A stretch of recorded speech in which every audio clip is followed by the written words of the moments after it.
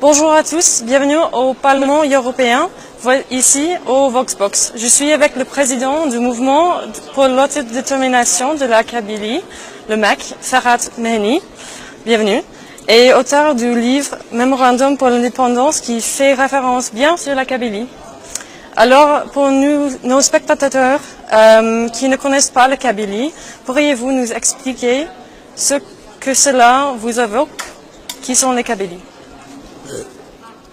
D'abord, merci de nous accueillir sur votre chaîne. Deuxièmement, dans la présentation, je suis aussi président du gouvernement provisoire kabyle que nous avons mis sur pied en 2010.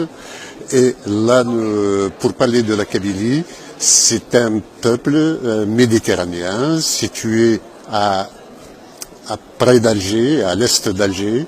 Elle a un territoire qui comprend environ 40 000 km², avec une population de 12 millions d'habitants. Et ça fait le tiers de l'Algérie en termes de population, mais en termes de superficie, il ne fait que 2% du territoire algérien. Voilà, c'est un peuple à part qui veut exister. Comme l'Algérie ne lui a pas donné les moyens d'exister par lui-même, il cherche à exister distinctement de lui. Ok, et est-ce que vous pourriez nous expliquer brièvement quelles sont été les causes de l'inflammation du conflit entre les Algériens et les Kabyles à travers le XXe siècle? L'Algérie a eu son indépendance en 1962 et cette indépendance a été acquise grâce au sacrifice massif des Kabyles. On sait que par exemple, le nombre de morts pour l'indépendance, 3 sur 4 étaient des Kabyles. Mais après l'indépendance, la Kabylie était épuisée, se voyant confisquer l'indépendance qu'elle avait arrachée, elle a engagé une nouvelle guerre contre Alger, contre la nouvelle Algérie. Elle l'a perdue et depuis les Kabyles on s'acharne sur eux pour qu'ils deviennent arabes, pour qu'ils oublient leur identité. Ils n'ont pas de reconnaissance en tant que telle, même administrativement.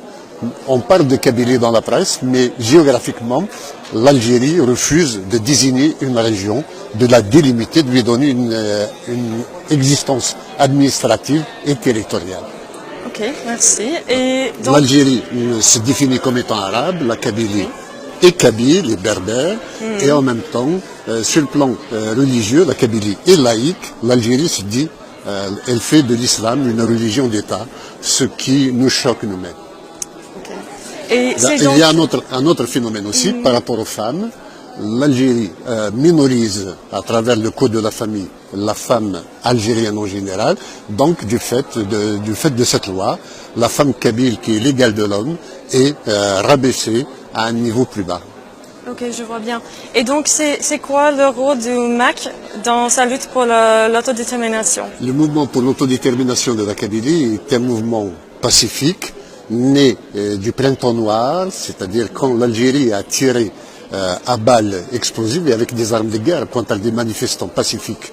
En 2001, il y a eu 130 morts et 6000 blessés, dont 1200 handicapés à vie. Et à partir de là, nous avons décidé de revendiquer un statut particulier dans un premier temps, puis carrément le droit à l'autodétermination depuis 2010. Donc le MAC est un mouvement qui conscientise et qui draine la population derrière lui pour aller vers l'autodétermination. On le voit à travers les marches qu'il organise tous les 20 avril. Ils sont gigantesques ces marches, c'est des centaines de milliers de personnes qui descendent dans la rue. Mais actuellement, les militants sont persécutés et on leur interdit de faire des études dans les universités et on essaie de leur interdire de travailler, on les débauche de leur travail. En fait, on veut affamer, on veut dissuader tous les militants kabyles de défendre leur kabylie et leur Kabylie. Ok, et selon le MAC, quels sont les problèmes principaux en Kabylie? Est-ce que vous pouvez expliquer un petit peu plus de ça? Enfin, vous venez de me dire quelques exemples. Mais... Donc, la Kabylie se sent à l'étroit, à l'intérieur de l'Algérie. dès lors qu'on lui refuse d'exister, il y a un déni d'existence, un déni de droit, elle cherche à exister par elle-même. Depuis 1980, la première révolte après la lutte armée de 1963-65, la première révolte pacifique en 1980, depuis ce temps-là, l'Algérie a bloqué tout le développement économique de la Kabylie. Okay. Il n'y a pas d'investissement. Et quand un entrepreneur courageux veut investir malgré cela, on lui déconseille de le faire, on l'envoie sur d'autres territoires que la Kabylie. Pire que cela, depuis 2006, il y a eu plus de 500 commerçants ou fils de commerçants ou entrepreneurs qui ont été kidnappés avec rançon juste pour les délocaliser pour que la Kabylie ne se développe pas. Donc économiquement, la Kabylie est brimée et sur le plan linguistique, le kabyle n'est pas reconnu en tant que langue, alors que c'est une langue belle et rebelle et bien faite et charpentée.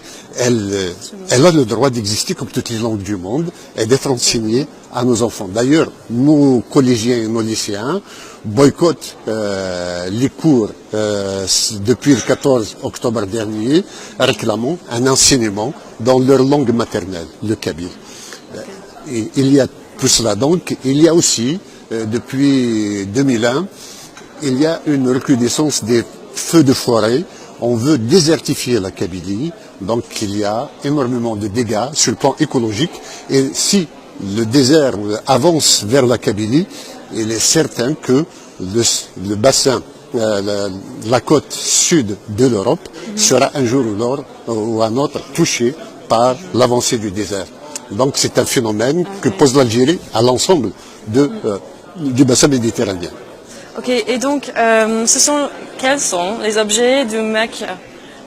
L'objectif du MAC est de parvenir à ce que, sous les auspices des Nations Unies, de l'Union européenne, de toutes les organisations internationales crédibles, d'organiser un référendum d'autodétermination pour que les Kabyles se prononcent sur leur avenir.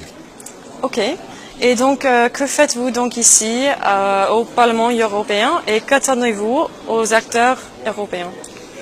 Nous sommes ici, nous travaillons avec l'UNPO, l'Organisation des peuples et nations non sous-représentés, et nous avons des rendez-vous avec des parlementaires que nous sensibilisons à la question kabyle et auxquels nous demandons d'agir, notamment de faire en sorte qu'il y ait des délégations qui vérifient sur le terrain en Kabylie la véracité des rapports que nous faisons à l'Union européenne, d'envoyer des journalistes pour enquêter indépendamment de toute étiquette politique, pour voir en toute neutralité, et aussi de poser des questions écrites à l'Algérie, et au Parlement européen, sachant que pour définir l'attitude de l'Union européenne vis-à-vis de la Kabylie. Et sachant que l'Algérie a signé un contrat, un accord d'alliance avec l'Union européenne, d'association, un accord d'association avec l'Union européenne qui, normalement, est basé d'abord sur le respect par l'Algérie des droits de l'homme. Or, depuis 2013, la Kabylie est réprimés, nos militants sont tous les jours arrêtés, violentés par la police et la gendarmerie, et en même insultés, et en même temps, ils sont, ces derniers temps, traduits en justice.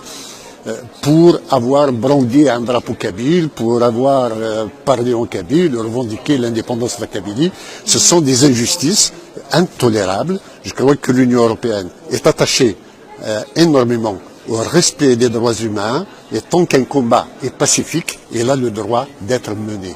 Nous menons un combat sans aucune violence, nous sommes victimes de la violence de l'État algérien, mais nous sommes plus que des Gandhi, puisque tous les Kabyles sont des Gandhi, puisque même si en 2001 par exemple nous étions en état de légitime défense parce qu'on a tiré à balles, avec des armes de guerre contre nos enfants, nous sommes restés stoïques et nous continuons à nous battre par le verbe et par la conviction, par la force de l'argument et non pas par la force des armes. Bien. Et pour terminer, que demandez-vous au gouvernement algérien? Nous demandons au gouvernement algérien qu'il cesse sa politique répressive, sa politique de déni d'existence du peuple kabyle et de négocier le droit à l'autodétermination avec la Kabylie. Okay. Merci pour être ici aujourd'hui avec nous. Je vous remercie infiniment.